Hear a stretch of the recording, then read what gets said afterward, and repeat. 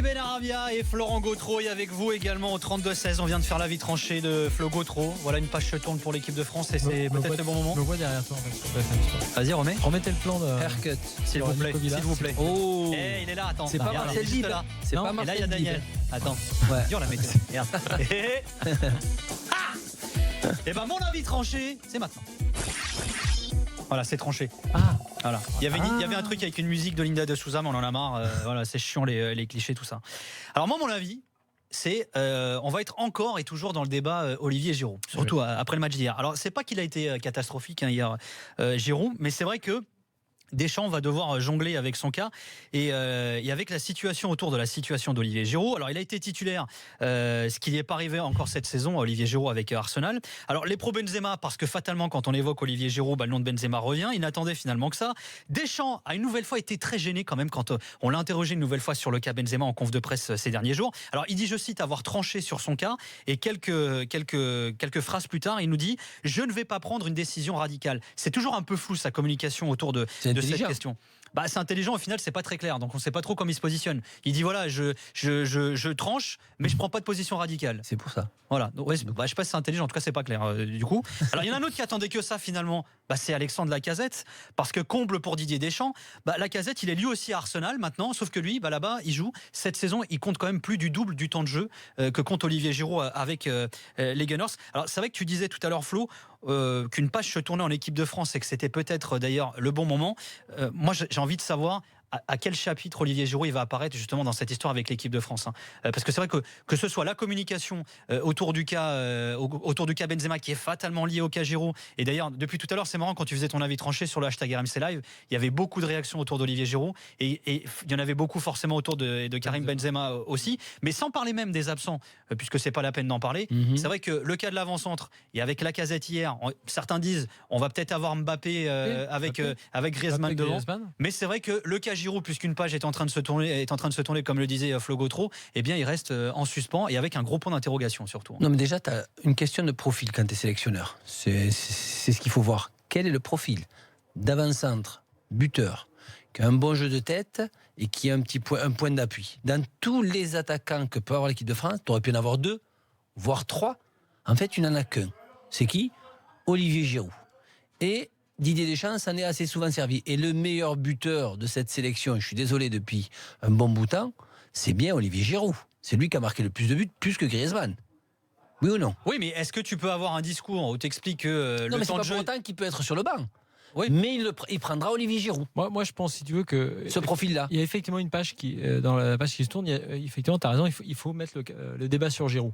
Je le dis d'autant plus, tout le monde le sait, je l'ai toujours soutenu pour plein de raisons, mentales, de profil, des raisons de profil, un profil très rare finalement dans le foot en général, qui était beaucoup plus présent d'ailleurs dans le foot d'avant, on va dire, mais qui existe moins.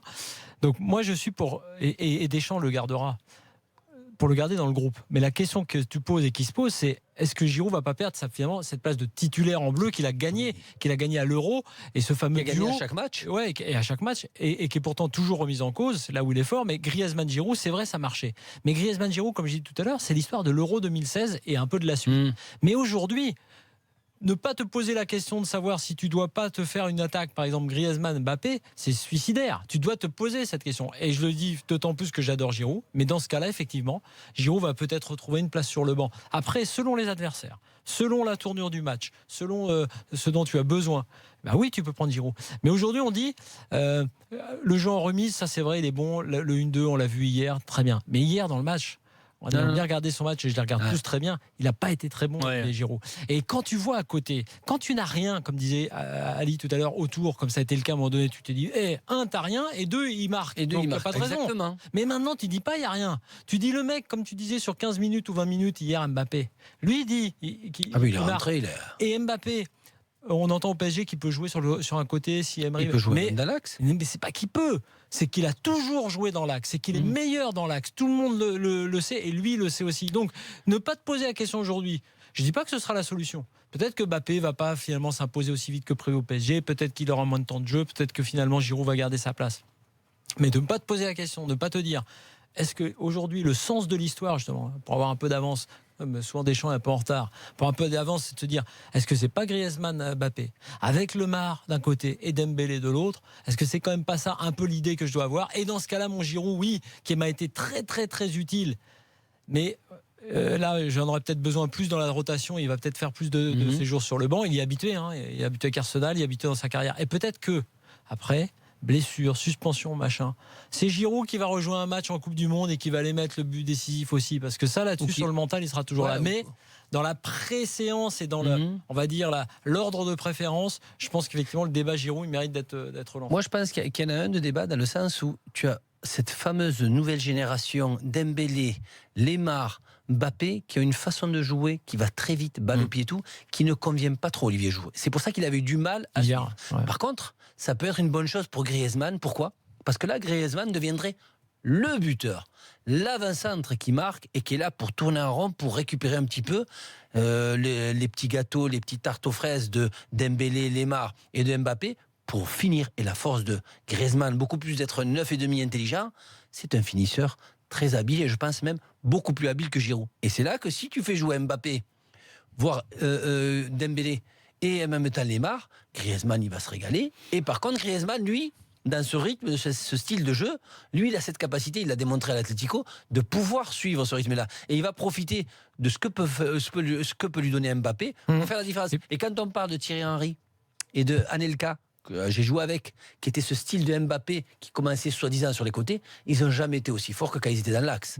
Et je pense que Mbappé peut beaucoup plus être agressif et ouvrir des brèches dans l'axe que beaucoup plus sur un côté.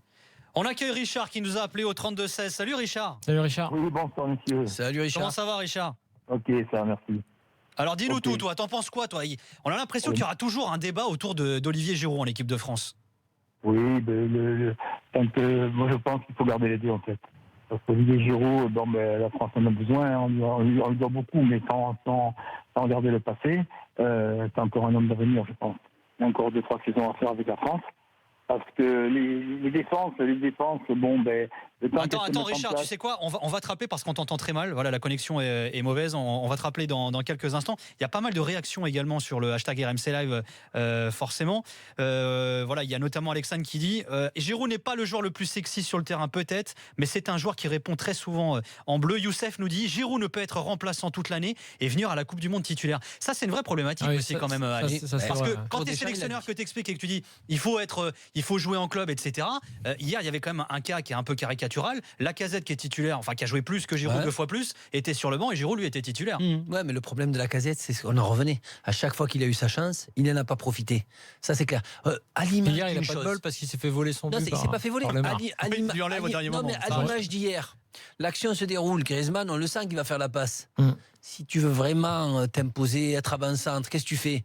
Tu ne te décales pas légèrement. Tu coupes la trajectoire à Lemar, pas pour le gêner puisqu'il n'y avait pas de défenseur, pour finir toi et non pas attendre le dernier moment pour mettre ton plat du pied, parce que lui Lemar, lui par contre, il veut marquer des points et après il peut embrasser la casette, tout ce qu'il veut, mais les buts il les a mis, ça c'est clair.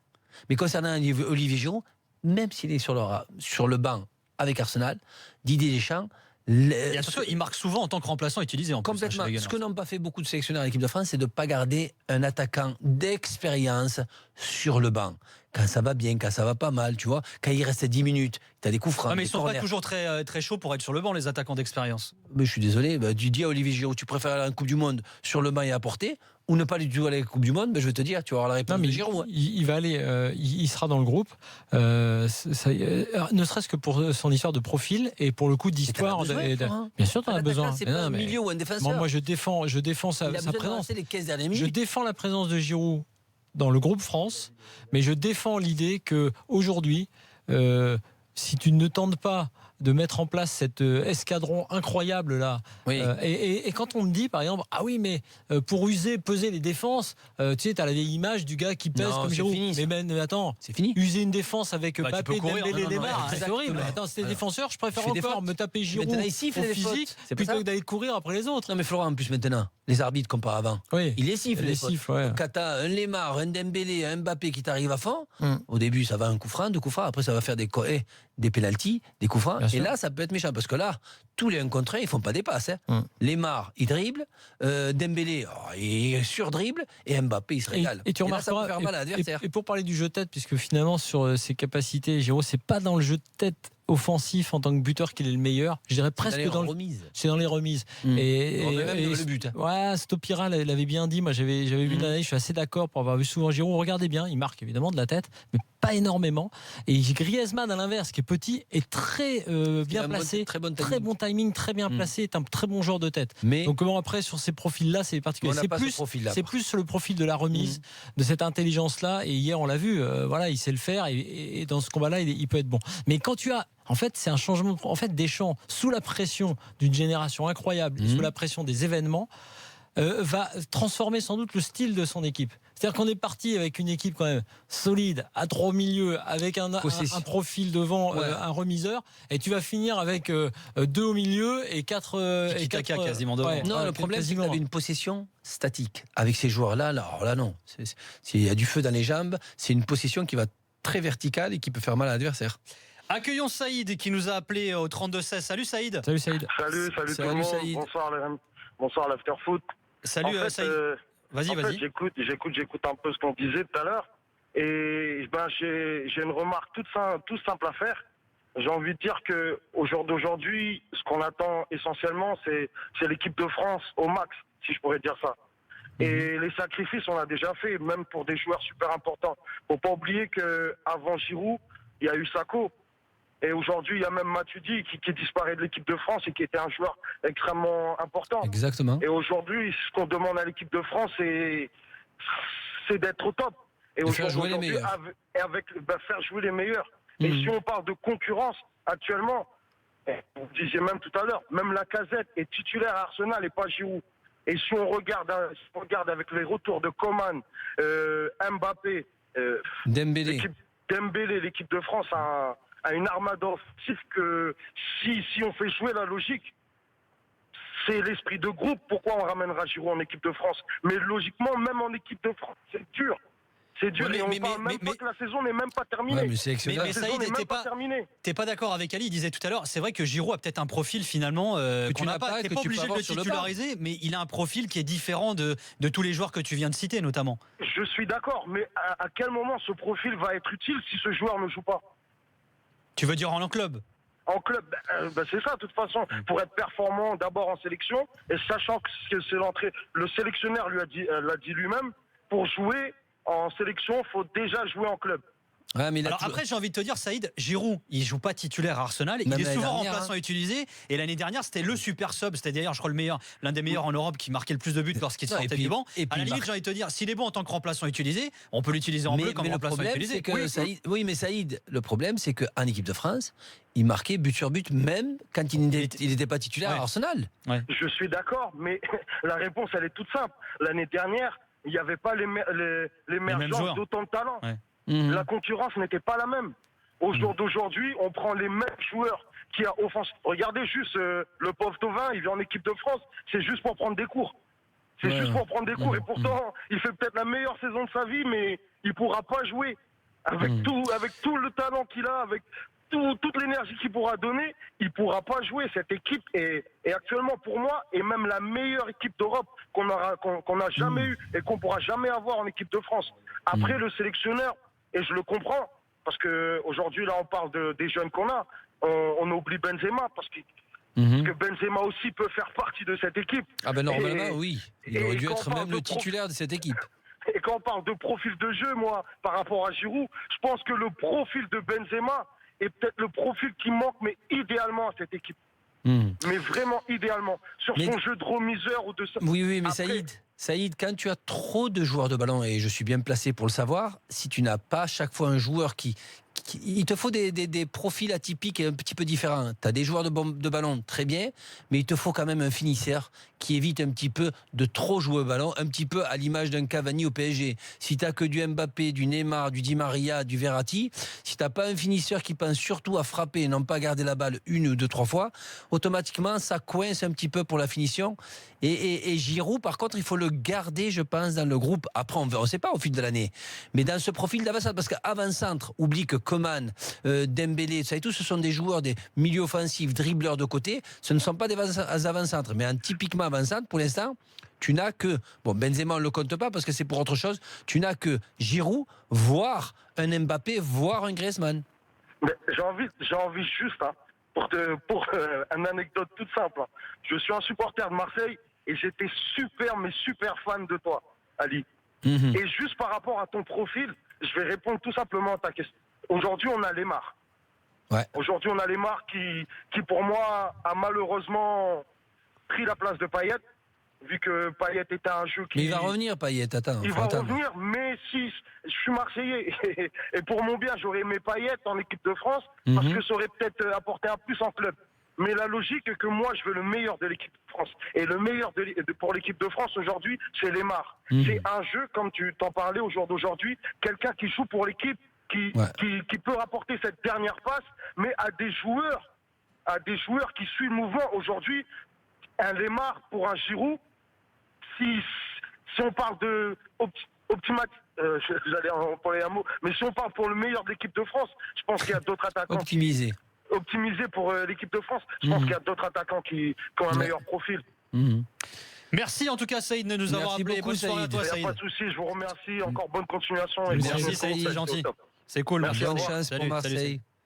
Ouais, et pour Payet aussi. Et pour Payet. Et Franck qui clôt le débat. Ni Benzema ni Giroud, la page doit se tourner avec la jeunesse explosive que l'équipe de France possède. C'est vrai que c'est pas bête. C'est possible que l'équipe qui soit en Coupe du Monde au début de la Coupe du Monde, elle soit sans Benzema et sans Giroud. C'est l'équipe de France. On file à Rouen, messieurs. La demi-finale du Trophée des Champions, c'est fini entre Nantes et Montpellier, Julien Richard. Nantes affrontera le Paris Saint-Germain en balle. Le choc a annoncé attendu aura lieu demain 19h30. Voilà. Les deux meilleures équipes de la saison dernière. Le champion contre le vice-champion. 31-28 le score final face à Montpellier, notamment grâce à un gardien on fire, le gardien nantais Cyril Dumoulin, 21 arrêts ici dans cette Kind Arena de Rouen. Merci beaucoup Julien en tout cas, bon retour. Oh, tu vas faire la bringue toi en Normandie, je te connais. Julien. Merci Julien, à bientôt. En tout cas, voilà, victoire donc de Nantes qui rejoindra donc le Paris Saint-Germain en finale du Trophée des Champions de handball. On se fait une petite pause et on revient dans quelques instants dans l'after. On vous attend au 32-16. À tout de suite.